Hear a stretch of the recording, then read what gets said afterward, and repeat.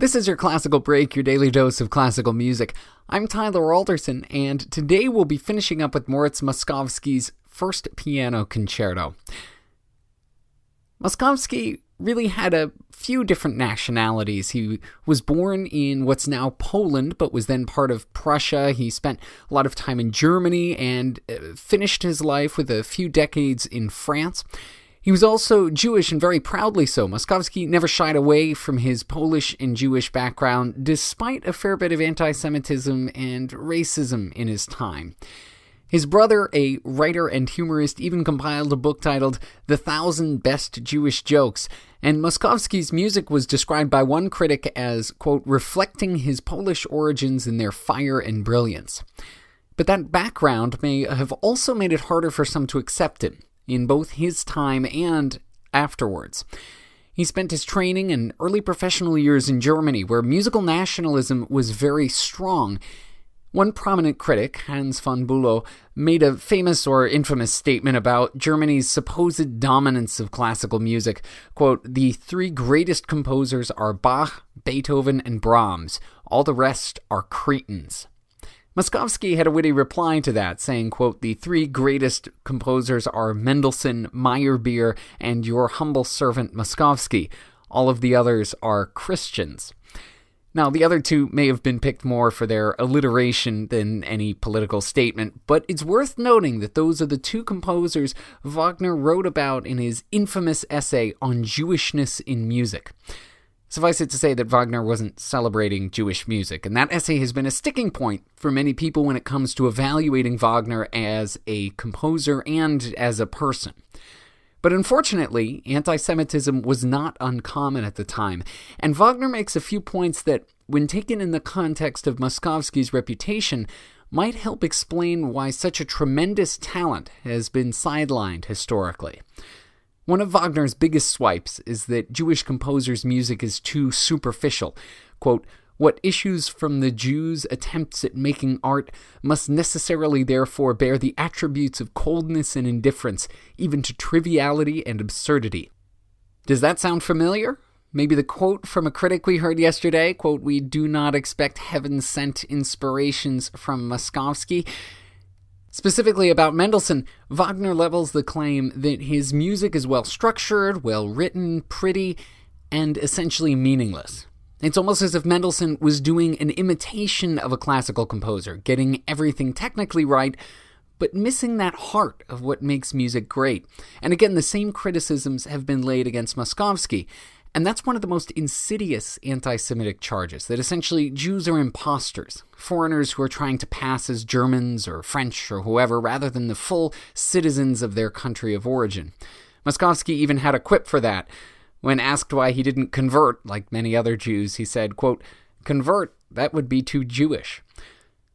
All of this is not to say that Moszkowski should or shouldn't be celebrated more. I mean, music is subjective. There's a wide range of tastes. Some people like his music, some people don't, some people are indifferent. I'm not saying that anti-Semitism is the only reason for his lagging popularity, or that anyone who criticizes his music is anti-Semitic. But there are patterns that can't be ignored when it comes to assessing critical responses to his music, especially in his own time. Whatever criticism was leveled at him, Moszkowski stuck to his Jewishness and his Polishness proudly. He didn't let anything turn him away.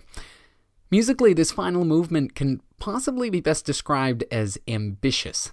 It's over 20 minutes long, full of various themes and ideas, and Moszkowski doesn't seem to want to stop introducing new material even when he's 3/4 of the way through the movement. It starts out solemnly with a slow introductory passage that bursts open into the energetic first theme, and it may be long, but there's plenty packed in there, a lot of excitement, so much so that to describe it all would just take forever. Better to just let Moszkowski do his thing. Here's Ludmil Angelov and the Rzeszów Philharmonic with the finale of Moszkowski's First Piano Concerto.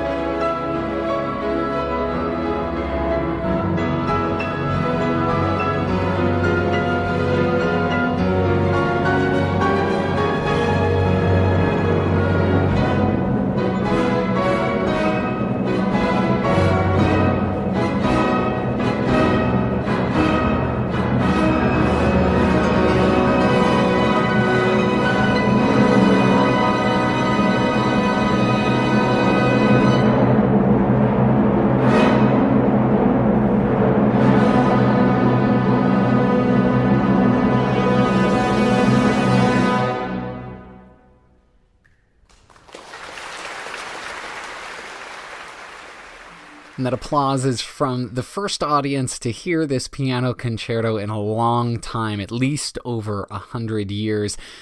Hopefully there's more applause like that for this piece. It's certainly something that shouldn't be relegated back into the dustbins of history.